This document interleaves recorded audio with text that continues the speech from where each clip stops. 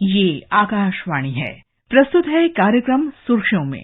इसके अंतर्गत सुनिए विशेष चर्चा, प्रधानमंत्री के मन की बात @100 जन आंदोलन का एक प्रभावी साधन। विशेष चर्चा, इसमें भाग ले रहे हैं राजनीतिक विश्लेषक शेखर अय्यर और आकाशवाणी संवाददाता अमरीश सक्सेना।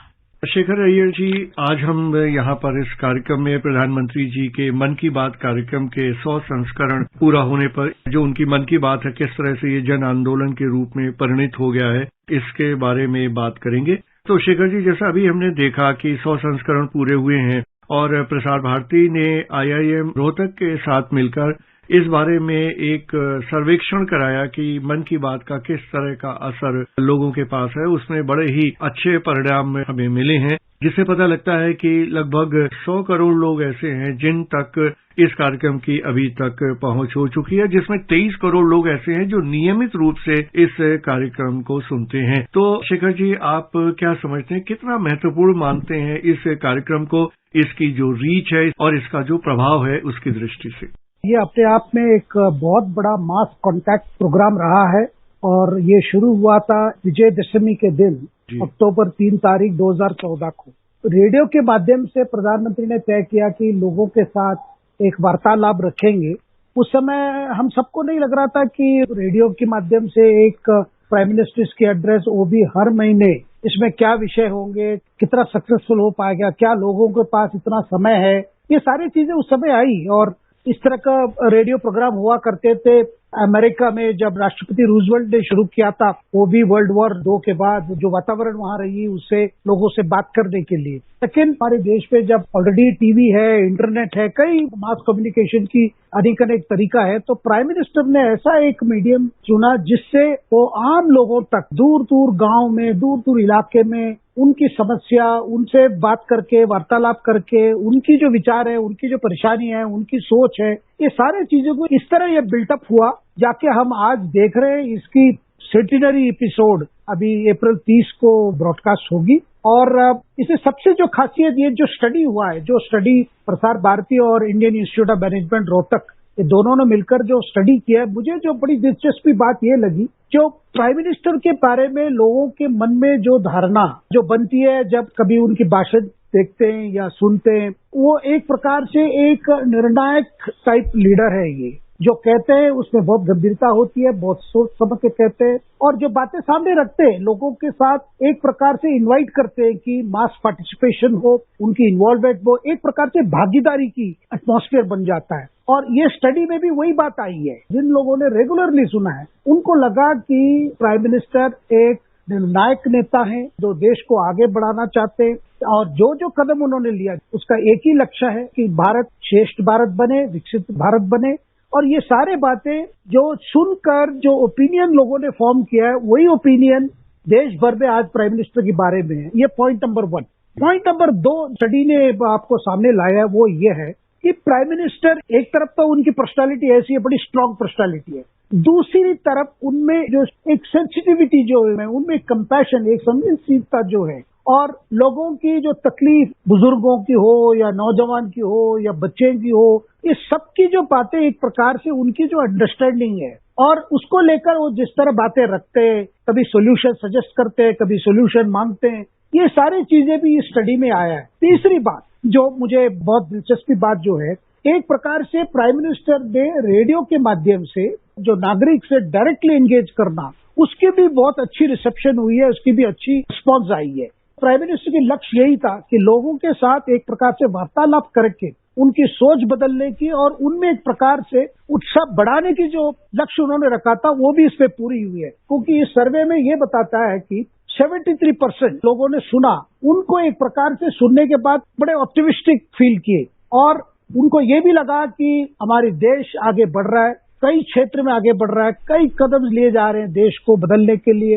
ये विश्वास जो इन लोगों ने सुना उनमें आया है, ये मैं मानता हूँ ये अपने आप में बहुत बड़ी बात है। शेखर जी, मैं आपसे पूरी तरह सहमत हूँ कि ये पूरी तरह से एक जन भागीदारी का एक सामाजिक आंदोलन है, वो बन गया है। एक खास बात मैं पूछना चाहता हूँ आपसे कि विषय की अगर हम बात करें, चूंकि इतने एपिसोड हैं, हर एपिसोड में वो अलग अलग तरह के विषय उठाते हैं और जो सीधे सीधे लोगों के जीवन से जुड़े हुए होते हैं, तो जो विशद पूरा सामग्री है विषय के लिहाज से देखें तो उसको आप किस तरह से विश्लेषित करते हैं?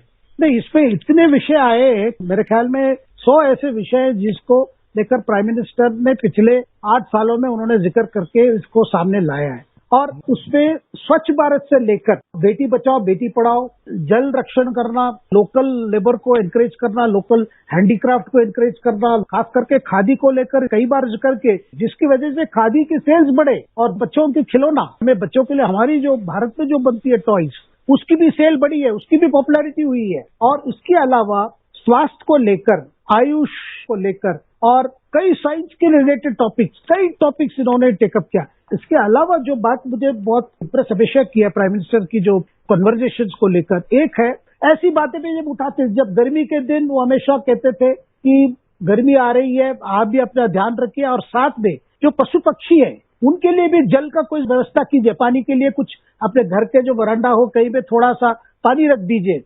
तो इस तरह ऐसी बातें हैं जो मतलब ह्यूमन वैल्यू और ह्यूमन सेंसिटिविटी को जगाता है। ऐसी बातें भी प्राइम मिनिस्टर ने रखा है। जी शेखर जी, जैसे आपने बहुत ही सही बात कही और जो 88वां उनका संस्करण था उसमें जल संरक्षण के बारे में उन्होंने काफी विस्तार से बात की थी और खासतौर से उन्होंने जो उदाहरण दिया था कि हर एक को जो लोकेलिटी है, हर एक आबादी है, उसमें अमृत सरोवर लगाना चाहिए और बहुत सारे लोगों ने उनकी बात को अमल में लाकर और काफी जगह अमृत सरोवर बनाए गए। तो इस तरह का जो उनका जैसे कहते हैं कॉल फॉर एक्शन उन्होंने कहा और लोगों ने किया, इसको आप कैसे निरूपित करते हैं? देखिए, ये सबसे बड़ी बात है। अगर आप केवल रेडियो के एड्रेस के माध्यम से लोगों को मोटिवेट कर पा रहे हैं कि जिन लोगों ने सुना, जो स्टडी में फिगर्स आई है कि 60% के लोगों को लगा भाई हमें कुछ करना चाहिए, और ऐसी जो अमृत सरोवर की आपने बात किया, ऐसी लोगों ने सुनकर अपने आप ऑर्गेनाइज करके शुरू कर दिए। और कई गांवों में जो वाटर रिसोर्सेस है उनको कहीं पे वो जो क्लीन अप करना और उसकी गहराई बढ़ाना, ऐसे करके ताकि जब बारिश आएगी तो उस पे पानी का कंजर्वेशन होगा। तो इस तरह की जो बातें जब प्रधानमंत्री रेडियो के माध्यम से कह रहे हैं भाई हमें कुछ करना चाहिए, जिसकी वजह से आज जो लगातार हर महीने मन की बात को सुनकर या अगले एपिसोड के बारे में क्या विषय उठाने चाहिए, सारों को लेकर करोड़ों लेटर्स पहुंचते प्राइम मिनिस्टर ऑफिस में। तो सरकार के पास, प्रधानमंत्री के पास लोग डायरेक्टली लिखते, चिट्ठी लिखकर अपने बातें रखते, अपने विचार रखते। ये एक प्रकार से एक डायलॉग बन गया, जो डायलॉग मैं मानता हूँ विश्व में आज कहीं भी नहीं हो रहा है। एक बड़ा नेता, एक प्राइम मिनिस्टर और कॉमन सिटीजन्स के साथ, ये सबसे बड़ी उपलब्धि है मन की बात की। जी, और शेखर जी, जैसे आपने कहा कि बहुत ही महत्वपूर्ण बात है कि जैसे हम संचार की पूरी प्रक्रिया में फीडबैक को बहुत इंपॉर्टेंट मानते हैं, तो यहाँ पर प्रधानमंत्री जी के पास इंस्टेंट फीडबैक आता है और इंस्टेंट सोल्यूशन आता है, जो कि प्रभावी संचार को बनाने के लिए निश्चित रूप से बहुत जरूरी है।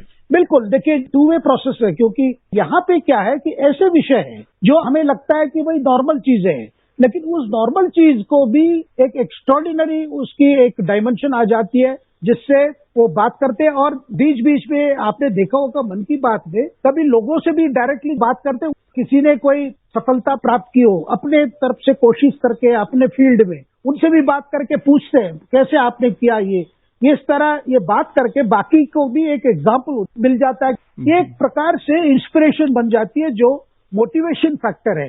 देखिए, दूसरी बात है इसका पहुंच कहाँ रहा है।